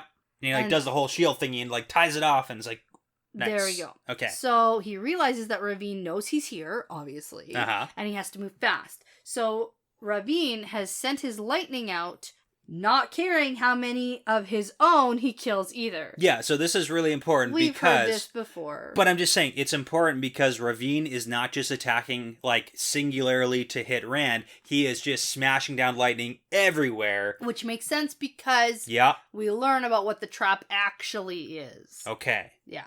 It's about any man. Because any man channeling. We'll learn that later from Gideon, right? Yeah. And so I think Ravine thinks that maybe it could be Samuel, because he doesn't trust him. Yeah. Could be Asmodean. He doesn't know actually where that guy is. Could be, yeah. Yeah, so it's not a personal attack on Rand. Yeah. This is just a whatever. But I mean, it is a personal attack, but it's like attack on everybody. He's getting everybody. Attack on everybody. Yeah. Now, we've seen this before. This is what I was going to say about nobody caring about Trollocs and Fades. Yeah. Like, if they're in the mix and they die, nobody cares. And Rand's like, oh my god, he's killing his own. Yeah. He's killing his own. Fades and matter. Trollocs are down too. You can make them. And you like, can make more of them. It's great. Don't care. Yeah. Doesn't matter. They just like pop out little holes in the ground. Apparently. Yeah. So then Rand realizes how poorly this is going because he looks around now that the shield's up, because there was more than one lightning bolt in the first attack. Yeah. And they weren't all aimed at him. So this is the moment I had to reread. You had to reread this like 2 or 3 times? Oh, more figure than out what's that. going on? More than that. Okay. Because this whole time I'm like, I'm not worried about Moraine. Sure. But you know who I am worried about at the end of this? Yeah. Matt and Avienda. Oh, what do you mean? And a little bit Asmodean. Why just a little bit? Because he's a Forsaken. Okay, so hold on. So the first read through, like, do you know what happened? I had to, like, even the whole lightning scene. Okay. It's a little chaotic. Yeah, these chaos sequences. Yes. I always have to reread once I get my bearing on how it ended, and then I get to piece it together because my brain has a hard time processing wild events. Okay. Yeah. We know that Ravine was expecting a trap. No, Ravine set a trap because he was expecting a male channeler. He was expecting a trap, so he set his own traps. Yes. I'll rephrase that, yeah. And then, like, boom, boom, boom, I'm gonna lightning the shit out of everybody everywhere. And Ren does a little shield thing, but a little bit too late. Explain to me what happened. What has happened now? What's going on? Let's get through this. Okay, so Matt's smoking boots are 12 paces from where Matt is sprawled out on his back. Yes. And there's smoke rising from his body, his spear, even his foxhead medallion. Clearly that didn't stop any male channeling. Okay. Now, we also get that Asmodean is like a twisted shape of char, and Rand can only tell it's him because his harp case is on his back, which is not good. And then Avienda looks unmarked, but she's laying there staring, unblinking, and Rand feels her cheek, and it's already going cold. Sure. So... how are you feeling? What the heck? So typically when a person gets struck by, lightning, they don't make it. They don't continue to live after that. They stop living, in fact. They stop it. Yeah. So, now, Asmodean's a pile of char. Yeah. Matt is a dozen paces away from his boots. You know what? I'm fine if Asmodean is a casualty. Avienda is going cold. She is. Currently, that's happening. Can we just call it what it is? No. I'm not ready for that. Why not? I don't want them to die. They're not dead here. They're not dead? Nobody's dead? No. You don't think these people are... Is Asmodean dead? Is his body... Asmodean his pile of char... Asmodean's dead. So how much denial are you in these chapters? Because, a fair amount. I get that you're not really accepting the Moraine thing here. Yes. But, this one... there's bodies. Yeah. We'll see. It's not... this isn't a game. This isn't a trick. No, I know. It's not like a dream sequence. I'm aware... this isn't good. Oh, and then Rand woke up and it was all a dream, actually. I know that. Okay. I get that this isn't good. Okay. We'll see. Why is Avienda going cold? Is she like... because she's dying. She's dying, but not dead? Not dead. And Matt is like, he's cool? We don't know. I'm sure he's not cool. He's just smoking from the lightning. He's very hot. Okay. He's hot, get it? This does sound like no time for jokes. No time. Well, and then that's when Rand lets out his, Ravine! Yeah, like, you've just killed my friends. And lover. And lover. my friend, Matt's my a medium mentor, friend. my teacher. Matt, what do we call Matt at this point? He's not even like my childhood friend. My childhood acquaintance. My friend, the person I've known since childhood. Yeah. My teacher. Anyway. Yeah, I don't know. I don't want to say killed. You're just not accepting that. Yeah. Yeah, that's tough. Okay. It is tough. Okay. Full denial over here. Yeah. Well, I prefaced this with saying that we're gonna need to have some drinks tonight, and you were like, "No, it's fine. It's all good." Yeah. And I was like, "Really? Really?" I still feel like it's fine. Yeah, everything's fine. Until they're like burying the bodies and having a memorial service. The dog's in the room that's on fire, and you're like, "This is fine." Yes, exactly. Because he's about to go fix it. How? How do you fix this? Balefire. Okay. Go on. Because remember last time he balefire and then Matt wasn't as hurt as badly as he should have been? Okay, that was like, we're talking seconds and Matt didn't die. It's somehow... Well, from what we saw. somehow erases what happened. Yeah. So, if we balefire the shit out of Ravine, it will erase the timeline in which the lightning killed the people. Okay, so they're not dead. Or they might be, but then they won't be somehow. Interesting. I like it. Now you're getting the whole I'm getting nothing. Sci-fi version. I'm literally getting nothing. Love it. But Asmodean can go to hell. I won't accept. Okay. So you kind of have some points. Casualty. I can be like, oh shoot. But I never really knew where his loyalties were. So... I was going to say, I can poke fun a little bit, but if we dissect this a little bit, you do have a good point about balefire kind of like, erasing time events. Or whatever. In some well, we don't exactly know how that works, how far back it works. Maureen's like, don't do it because it's going to break the pattern, such and such, right? Uh-huh. Does that mean that if that happens and Rand balefires and whatever... Is everybody going to come out of this okay? I don't know. Do we have any casualties come? It's like, is there anybody who's like gone? Okay, I'm not saying that I want there to be casualties. Yeah. But the fact that we've had basically none so far. Yeah. Is a little concerning. You need someone to go. I need like a couple because there's been so many battles. Who are you kicking off the bridge in the ways? Yeah, exactly. Yeah, it's that situation. It's not kicking. Oops. Fall. Oh no. Fall. Like normally in a group of friends, there's somebody who's gonna fall off the bridge. Oh no. Who's in your group of friends that you want to fall I know. I don't want. You're just like, hey, if it happens, it's probably it happens. Me. Do you know how clumsy I am? It's probably me. Okay. Anyway, that's not the point. The point is the fact that we've had 0 people we legitimately care about. Sure. Now, I'll take that back a little bit because I'm thinking about it. Yeah. We had Ingtar. Yeah, that was great. Which was like, okay. Yeah. Made sense. He sacrificed. It was good. Yeah. Not good, but you know what I mean. I mean, it was good. We had... Sarah. That was sad. That was a sad one. Yeah.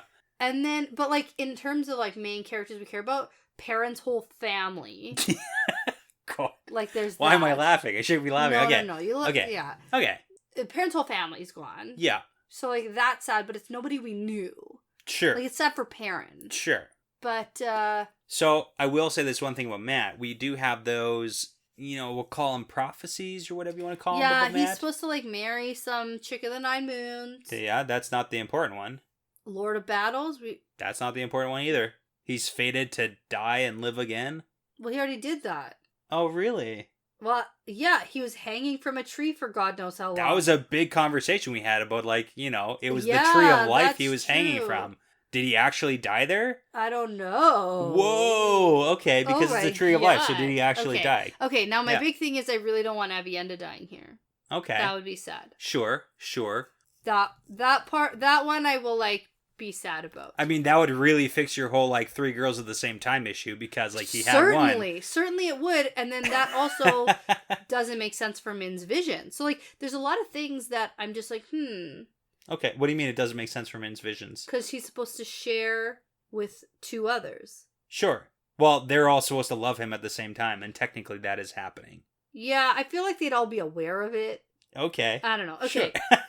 It's a whole bunch. So, obviously, this is a situation that's bad, and I don't really have any ideas or clues for you. Okay. That's as good as it gets. That's as good as it gets. So Rand, pissed, thinking everyone's dead, roars, Ravine! And he even startles He's like, himself. oh my, that was... And he can feel saidin raging through him. Trollocs start breaking through the lines, and Rand just starts destroying Trollocs. Yeah. Which is so... We've come so far. From the beginning, oh my. Like, even... So far. Like, remember even when... What was that? The Great Hunt? When he had to kill 4 Trollocs. And he did with his sword. To get the Great Horn back. The Great Horn, yes. What's it called? The Horn of Just Valier. the Horn of Valier, whatever. It's the Great Hunt. Right. Yeah. Yeah. But yeah, and it was like, oh my god, 4 He killed. Trollocs. And now he's just like, raging and just like murdering Trollocs. Destroying them. Like, yeah, exactly. Not with his sword. Just with his... saidin. He's just like... Just with his power. Straight murdering So then people. he opens a gateway right where they are, slicing through the Trollocs. Yeah. Rand stares through the opening, which this time isn't an opening into blackness, but directly into the hall in the Caemlyn Palace, where a large man with white in his hair is sitting on a throne surrounded by soldiers. Yeah. And it's obviously Ravine. Yeah, so he's like doing traveling. Capital T traveling straight to Ravine's headquarters. Yes. In the palace. Yeah. And then Ravine's like, oh shit. No, I don't know if this is capital T traveling. Is it? This is what that is. Yeah, we've gotten that before. Well, Luce Theron did something different, though. He didn't, like, open a place and then step through a doorway. We didn't get a full description. You're thinking, like, Eye of the World prologue prologue I'm thinking traveling? Of drag him out. Yeah, so it's like we didn't actually see what the description of that was, but we've gotten it a few times with, like, what Lanfear did. Yeah. She opens the portal. I get that. And I thought that was through. just, like, gateway traveling. Yeah, so that's capital T traveling. That's different from just, like... Anyway, okay, that's fine. That's fine, I believe you. Yeah. Okay. Anyway, this is a big deal. Yes. Here's Ravine. Ravine, like, looks up startled. This is surprising. This is not a good thing for Ravine. And Rand sends fire and lightning ahead of him, steps through the gateway by himself, and lets it close behind him. And he thinks to himself, I am death. Oh, it's so cool. It's so badass. Yeah. Oh my god, I love it so much. Yeah. It's like feels, chills. It's great. And this then scene, we leave him. We do. It's so cool. Yeah. So it's like basically he's setting fire and lightning probably to kill all the soldiers. And it's like just like let's get that, one-on-one duel here. We'll see. Let's do it. Yeah. Let's do this. Oh my goodness. With 2 chapters left. It's great. Yeah. Well, you know what we won't get at the end of this book for sure? What? A Moraine splain. See, that's sad. Well, maybe. Her on the other side of the portal being like, oh shit. See, now what? Fan fiction. The second that I'm like, oh, this is real, you're like, no, it's not. Like, you're just arguing with me for the sake of arguing with me? It's great. Is that what you do? Jeez. Okay, perspective change? Yeah. This is good. It's good. This is my favorite 90 perspective we've ever had. Really? 100%. You know what's funny? Like, this is on par with the end of the Shadow Rising with the Moghedian battle. Fair. And this is, like, better. It is. Okay, I'm gonna just, like, put an asterisk. The second half of this perspective is... Yeah, the first half is, like, dull as fuck. It's perfect because, like, you leave this amazing scene with Rand being I am death going to face Ravine one-on-one. Yeah, but let me tell you. Yeah. From the second we switch to Nynaeve's perspective and she's in Tel'aran'rhiod, sure, I'm expecting Moghedian. Okay. Like, it's not like, what the fuck? Well, it's such a drop in, like, expectation. Like, why are we just in the street? I was, like, so on edge already. Yeah, you were expecting it. That I was, like, ready. So, like, face in the window, you're like, oh my god, it's Moghedian. Yeah. Yeah, okay. Oh, yeah. Okay. Oh, yeah, without a doubt. Yeah. So, perspective change. We're into Nynaeve. She's currently having no trouble staying angry enough to channel, because Siuan is here in front of her in Saladar, but they're both in Tel'aran'rhiod. And it's going medium, and Nynaeve is yelling at Siuan to concentrate, so angry. Siuan is calling Nynaeve a fool girl, and let me tell you, Nynaeve is not a very good teacher. Well, it's good that they're both, like, very cool, calm, level-headed people here. You know, it's helpful because Nynaeve needs anger. Do you think Siuan is, like, knows that too, and Siuan's like, I'm gonna keep her angry? No. Siuan just does that anyways? Yes. Remember their first instance? Like, I think they were on the boat. On the boat? Yeah. And she, like, held her up in air, and that was the first time we saw that. And then Nynaeve, like, lashed out and, like, threw Siuan against the wall. It was great. thing. Yeah, this whole thing.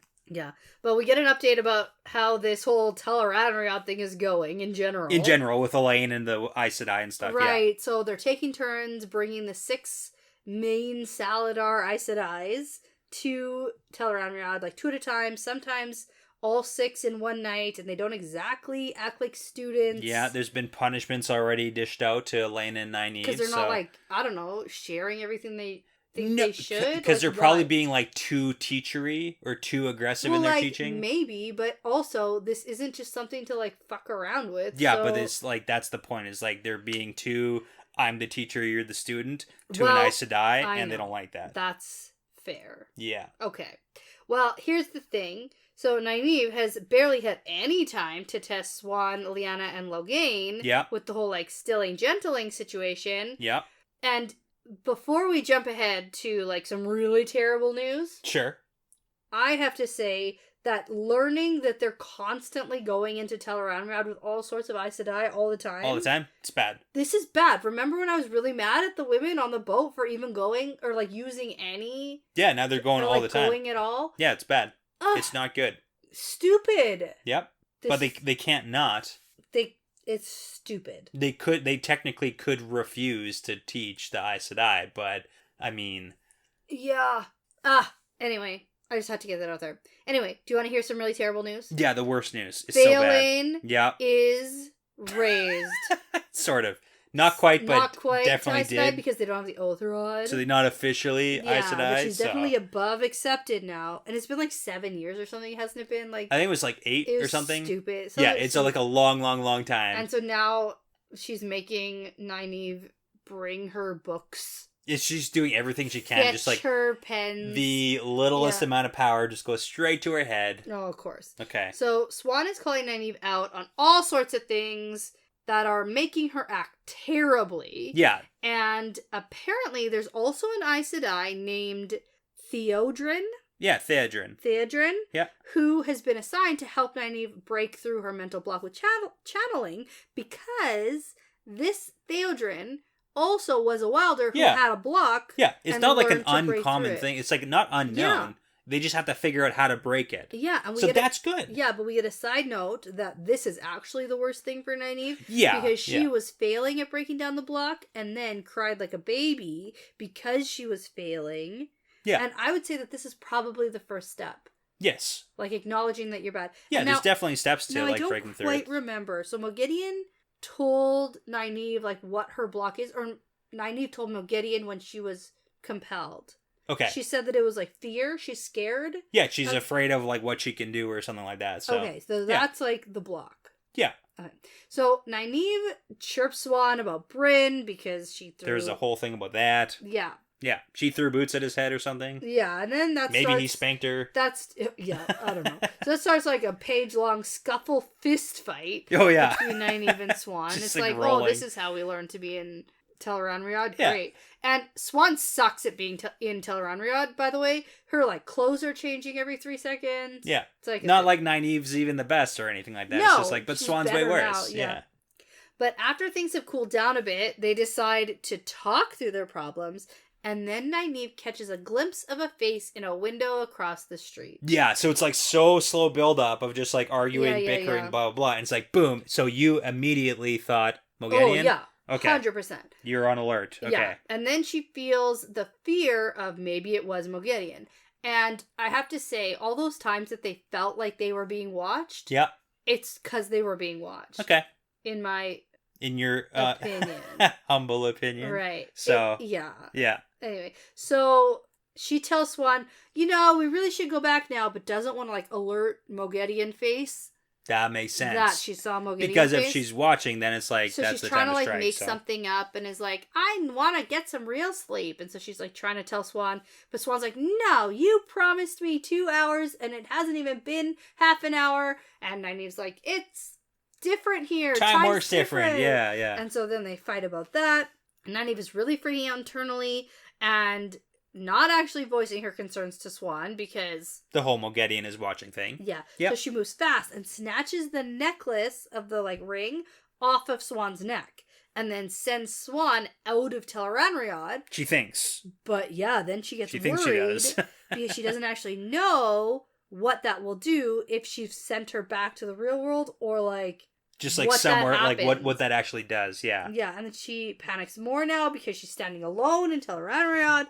So then Nynaeve does something kind of smart. Yeah, sort of. We'll give her points for it. She probably should have just stepped out of the dream. She should have. It was a good idea, good intention. But she jumps to a new location. Yes. And not one that she's been to a bunch of times, like the Heart of the Stone or Emond's Field. She jumps to random Jareen in Caerhien. Yeah, that was way back. Way back. That's where the place where they had gotten kidnapped and then gotten on a ship after they were... Yeah, and then that's how they continued their... It was like the Darter, which was like the slowest lumbering barge. Yeah. Yes. And that's how they like continued on to Tears, so... Yeah, okay. So that's where she goes. Yeah, and she picks this place because this is a place she definitely hasn't mentioned before, so Moghedien couldn't have like overheard this location. Yeah. Which turns out doesn't matter. No, at all. But yeah. And so, well, especially if you're going to say Moghedien's name out loud like a moron. Yeah. So, which I'm sure is like... Part of it? Part of it. Because the whole, like, you can hear your name in Tel'aran'rhiod thing? Yeah, because of the whole, like, calling Brigida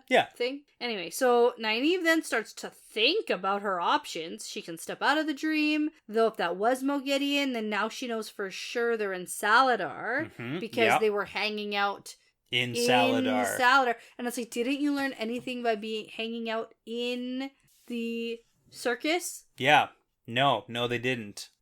So then she thinks about her options about telling Sheriam about everything. Yeah. So this is a whole back and forth too with the whole Sheriam thing. This is a hard thing too, because Sheriam might not even believe it, because they barely believed that she met and fought Moghedien anyway. Yeah, it's a can of worms of like, do they believe them? And it's like, oh, but then you're sneaking into Tel'aran'rhiod, and then like, do we just tell her or do we not? And what are the consequences of that? So it's a whole thing. Yeah. But she does decide that she should tell her. Yeah, and she goes, I'm just going to tell Sheriam about Moghedien. I'm going to do it. And yells that. Yes. And as soon as that happened, yep. I thought to myself, no. Don't say the name. Don't say it. Oh my god. Okay. Don't do that. She says it out loud. It annoyed me. And then Moghedien responds. Yeah.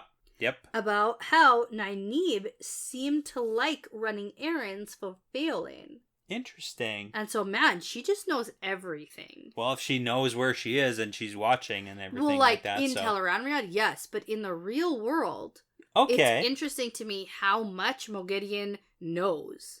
Okay. Unless she's been talking about it a whole lot, which in Tel'aran'rhiod, which I like don't.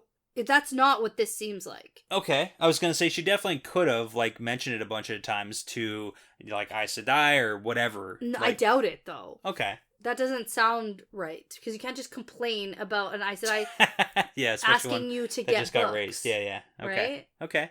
Yeah. Well, I mean, so do you think that she already knew that they were in Saladar? Probably. For some time? Yes. Yeah. Oh, for sure. She's like the sneaky spider, so like... Well, she like followed them down the river, possibly, you were speculating about? Like, yeah, oh, for sure. That's exactly what happened. Yeah. Yeah. And she just hasn't like attacked in Saladar because it is full of Aes Sedai. Yeah. She's just gonna learn information. Gotcha. Okay. Yeah. Until here's the opportune moment. Because she clearly was spying, and she's probably been spying this entire time. For sure, yeah. She just got lazy, and she's like, oh, I worried you saw me. I got careless. Yeah, because they were tussling, and she's like, whatever, so. Yeah. But yeah. So Nynaeve tries to weave a shield against Moghedien, but it's literally no contest, since Nynaeve can't channel strongly here, because she's using that amber plaque. Yes, so she can't, and that's the channeling issue, is that since she's using the plaque, she can't channel properly, so she's got, like, no power in Tel'aran'rhiod. Yeah, and then Moghedien doesn't even bother to weave her own shield. This is so cocky. And then Moghedien starts monologuing. She loves monologuing. She loves it. She really does. She does. Almost as much as Lanfear. Close. It's a close tie. It's a close, very close, very close. Yeah.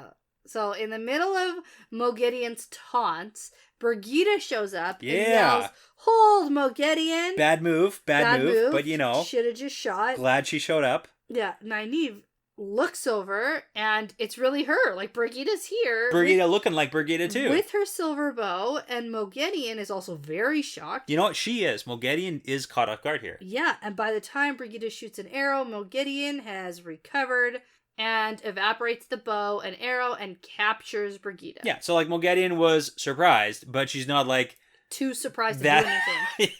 Yeah. She's not like stunned with her like mouth open for 3 minutes. Oh my goodness. Yeah.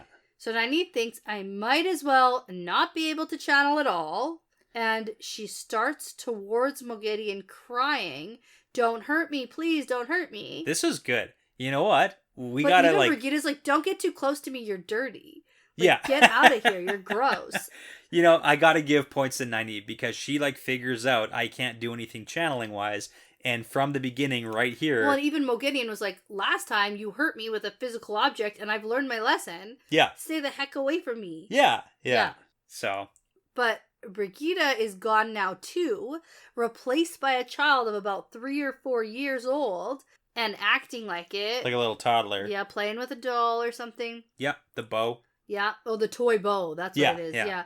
And Nynaeve sinks to her knees and continues like crawling towards Moghedien, begging her not to hurt her. And this is where she's like, don't come closer. Yeah. Stay away. But like also Moghedien is kind of buying it. And she starts taunting and is like, I thought you were better than this, but I like you on your knees. Like, whatever. Monologuing and such, like any good villain does. Right. And so Nynaeve is only a few feet away from Moghedien, reaches up to her, and in her mind, she forms the image of the silver bracelet on her wrist. Yes. And the silver leash, linking it to the silver collar around Moghedien's neck. So good. This is great. This isn't even something I thought like could happen. Yeah, I mean, but that's the thing. That's the thing about Tel'aran'rhiod. Anything you think you can do. Yeah. And that's why this is the question, is like, does channeling actually matter? Well... If anything I think can become reality in Tel'aran'rhiod, why is channeling relevant? Yeah, it's not. That's why some of the wise ones who are dreamwalkers can't channel. Doesn't matter. Yeah, fair. It's like a cow's opinion. It just doesn't matter. It's a moot point. It's a moot point. Yeah. That's right. So, that's the quote. But that's a big thing, and Nynaeve figures it out. She's like, I can't channel. What can I do? Yeah. I can go and make a friggin' Adam. She fixes it in her head, Moghedien wearing the Adam, and she holds it firmly in her mind as strong as she can to the point where she knows that this is happening. And then she can suddenly feel Moghedien through the collar. Yes. And I love this because the whole thing in The End of the Shadow Rising where she throws a collar at Moghedien. Yes. It's like funny foreshadowing. It's great. It's so good. Because now she's in a collar. And she's got her. Yeah. And the interesting thing about this too is you have to really consider the implication about how Tel'aran'rhiod works, where anything you think becomes reality. So when Nynaeve puts the Adam around Moghedien's neck, Moghedien knows what an Adam is, and Nynaeve does too. Yeah. So that almost makes it more real. Because once Moghedien realizes what's happened, her rage turns to horror. Yeah. And Nynaeve has firmly fixed the Adam around her and immediately bends Moghedien to her will. Yeah, so you have to think about the implication of how it actually works, though. Because if Moghedien knows what it is and what it does in real life, and so does Nynaeve, it's like both minds are working together to make the Adam real. Yeah. If, for example, you'd never heard of an Adam and Moghedien didn't know what it was, in her reality, maybe it wouldn't do anything. It might not work the same way. It might not work the same way. But that's the big issue right now. So. All right. Yeah. I'll take it. So then now Nynaeve tells Moghedien to release Brigitte, but Moghedien starts to try to negotiate, and then Nynaeve lays into her with some pain. Yeah, she does the whole like, you're gonna feel this one. And then she's like, okay, and she releases Brigitte. Yeah. So Nynaeve asks Brigitte how she's here now. And this is another point where I'm like, not now. Guys, it's like, have this talk conversation about this later. later. Yeah. But turns out Swan woke up, not all the way, enough to grumble about Nynaeve. And then when Nynaeve didn't wake up, Brigitte knew something was wrong because her job right now was guarding them. Yes. Because they're really not supposed to be doing this. Yeah. And Brigitte knew something was wrong, so she took the last of the sleep concoction, which was used to put Swan to sleep, that we didn't talk about earlier, because it didn't really matter. Yeah. But it was enough to put Brigitte to sleep, and after that, it was easy finding them because she still remembers how to get around Tel'aran'rhiod like she used to. This is actually really important too because apparently it seems like Brigitte can do things differently than, for example, Moghedien popping into where Nynaeve is because she said her name. Because Brigitte says, I was not truly... I was able to find you, yeah. Yeah, I wasn't surprised to realize there were two of you who knew they were in Tel'aran'rhiod. So Brigida got a sense of... she's got, like, senses. She's got senses of knowing who knows they're currently in Tel'aran'rhiod, and I knew the other must be her, and when I arrived and saw it's like, boom, I know what's up. Yeah. So that's really cool as an ability for, like, she was a hero of the Horn previously, so, like, they had an awareness of who is in Tel'aran'rhiod. Very cool. Okay. So easy to avoid all the Forsaken all the time. Okay. Very cool. Or find them. Yeah. Right? So that makes sense why Brigida could spy and find them all without, like, being caught most of the time. Okay. Yeah. And also how she found the Emmons Fielders who, like, needed help, including Perrin and Egwene. Yeah. People who are aware that they're in Tel'aran'rhiod. Cool. Okay. So, that's cool information that I, like, didn't pick up on at all. Yeah. So, thanks. Yeah, that's good. So, back to focusing on Moghedien, though. Yeah. Because she's all cool, calm, collected on the outside. She's acting like she's in charge, but Nynaeve knows... Yes. She's afraid because of the Adam. She can feel her feelings. Yeah, so Moghedien starts negotiating because she has informazione. Yeah. Information. But it's going to cost you. It's going to cost you my freedom. Yeah. But not really. It's going to cost her nothing. Yeah. Yeah, she's like, I'll just tell you the information. Yeah. Yeah. There's a couple light threats and you're good to go. Yeah, so. Exactly. So she says Lanfear, Grendel, Ravine, and Samael have an alliance. Yep. They're plotting together, and Nynaeve says, I know that. What else do you have? Yeah. And Moghedien says, well, they're drawing Rand to attack Samael, and when he does, he'll find Grendel and Ravine, but Lanfear is up to some sneaky business. But I have to tell you, Nynaeve also knew this. This was literally the conversation we heard when Nynaeve was spying on Moghedien, spying on the Alliance. Okay, but this is the important part here, because now we have that Moghedien is saying, hey, if they attack Samael, she's going to find Grendel and Ravine. But if it's, like, attacking Ravine, which she knows, like, maybe the other Forsaken are popping up, but Lanfear's out of the picture, so, you know. Yeah, she's up to something else. Questions. Yeah. Well, Lanfear's gone now, so. Right. There's that. There's that. Well, gone being the operative word. Alright, so Nynaeve calls out Moghedien on, playing it cool and cooperative because, she thinks if she stalls, Nynaeve is going to slip up. Plus, the longer they talk, the harder it'll be to kill Moghedien. And Nynaeve thinks, oh, that's actually true. I can't just kill someone in cold blood. Yeah, but Moghedien doesn't know that. No. Yeah. And then Nynaeve super threatens Moghedien and tells her to spill the beans on the plan against Rand. Yeah, do it now. And she also thinks that she'll be able to tell Egwene when they meet her tonight. Yes. Wrong. Not meeting tonight. And that's just the timeline situation because we know all of this is all happening simultaneously. Exactly. So, Moghedien buckles, tells her pretty much everything, and Rand means to go after Ravine today. Today, this morning, right now. Yes. Because he thinks Ravine killed Morgase. Yeah.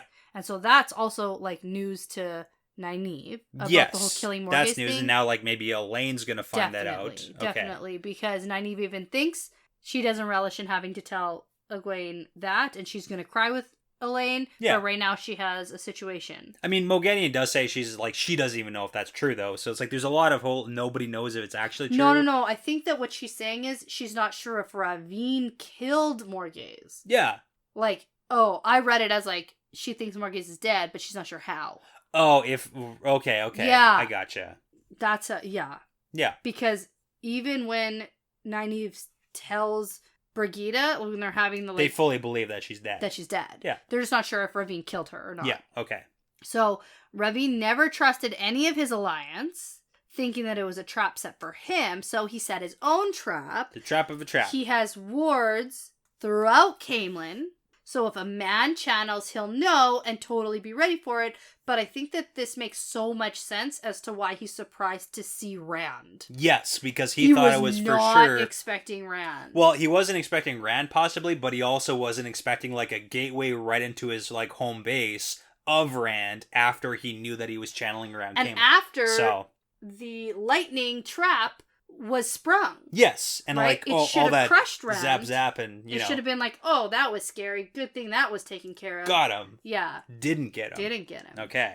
All right, but now this is where Nynaeve basically plugs Moghedien's ears so that Brigida and her can discuss the news. They can talk it out. Yeah. And I gotta say, the reason, like, just why Moghedien spills the beans on everything, like, immediately is because in her mind, all these threats that Nynaeve is, like, talking about, she would be willing to go through. It's the saying that I've said before, like, if to a thief... you're willing to do it? Yeah, to a thief, everybody steals. So to Moghedien, if she's like, oh, I'm going to murder you, then it's like, oh, she's going to murder you. Yeah. So... Because she would easily murder someone else. She would totally do it, too. And, like, the things that she has done, even that we've seen to Nynaeve. Yeah. Just...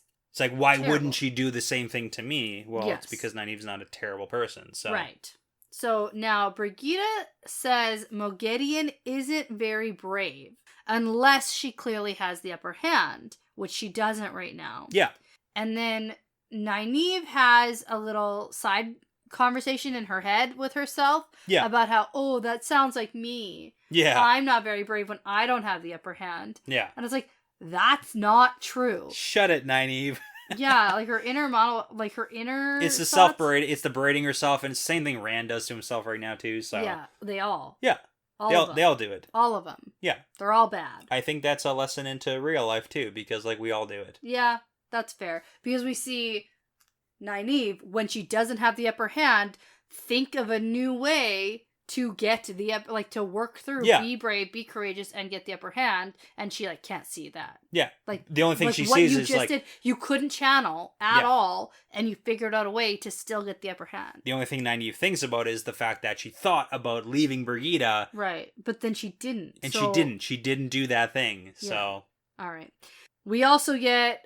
It's important that Nynaeve scared the shit out of Moghedien with her threats. Yeah. So they decide that this information is probably the truth. So Nynaeve decides that she has to go to Caemlyn, but she can't channel herself, so she has to bring Moghedien with her with the Adam. It's great. And Brigida says, you can't do anything in the real world from Tel'aran'rhiod, and Nynaeve says, I know, but I have to do... Something. Okay, here we go. We got a plan. And then Brigida can feel herself waking up, and she's gone. So then Nynaeve tells Moghedien, we're taking a trip, and you're going to help me, because if you try to do anything by surprise, anything that happens to the wearer of the bracelet happens tenfold to the person wearing the collar. Yeah, which is in fact true. It is. But it only really matters what they believe in Tel'aran'rhiod, because that's how it works. That's true, because it's not a real Adam. Yeah, it's just like Tel'aran'rhiod. That's right. So they go off to the royal palace in Caemlyn, in Tel'aran'rhiod. And I just went, oh my god, this is so crazy. I thought we were done, and I'm so glad we're not. Oh, we're not done. We're not done yet. This was so good. We got 2 chapters left. 2 chapters, and I'm going to finish. But hey, that's the big thing, because now we have Rand going after Ravine, Nynaeve as, like, backup with Moghedien in an Adam in Tel'aran'rhiod. How could that go poorly? Who knows? I don't know. I like it. But then, so are we going to get, like, a crossover? We've seen a Tel'aran'rhiod battle crossover with Rand into Forsaken.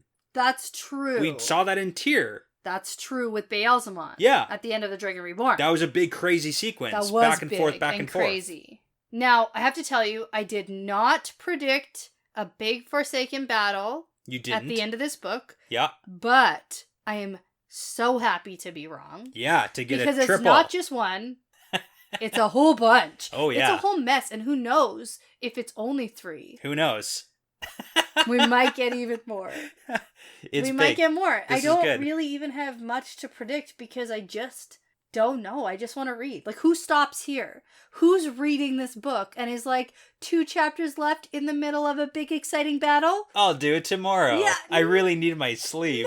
No one stops here. Yeah. No one is stopping and thinking, I gotta what's tell you, I have next? vivid memories of reading these books at, like, back in my life of there being like, oh, it's only 200 pages to the end of the book, and then pushing through until literally you fall asleep with a book on your face. Yeah. And then waking up at like 3 a.m. and being like, I could read it a little bit more. I have to tell you, after I read these chapters... It's great. Well, especially after... Because I read chapter 53. Yeah. The Moraine letter. Yeah. And then went to bed.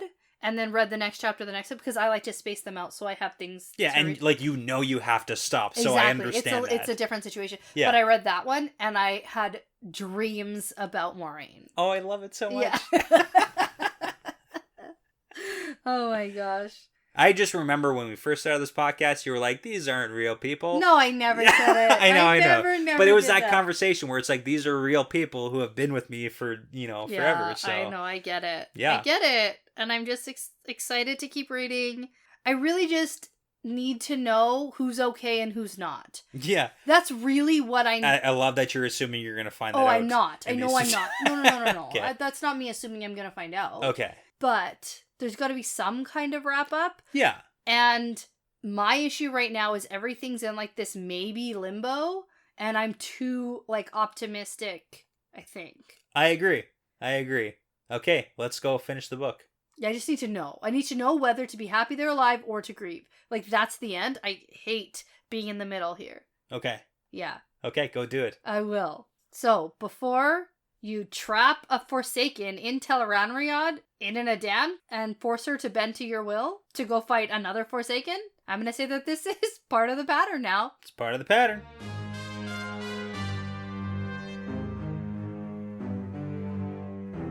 Thank you so much for listening to this episode. The Wheel Weaves is hosted by Dani and Brett, edited by Dani, produced by Dani and Brett with Essen, Passion Socks, Mozyme, Moltude, Benjamin, Michelle O'Brien, Jamie Young, Cody Fouts, Megan Smiley, and Jonathan Reese, with music by Audionautics.com.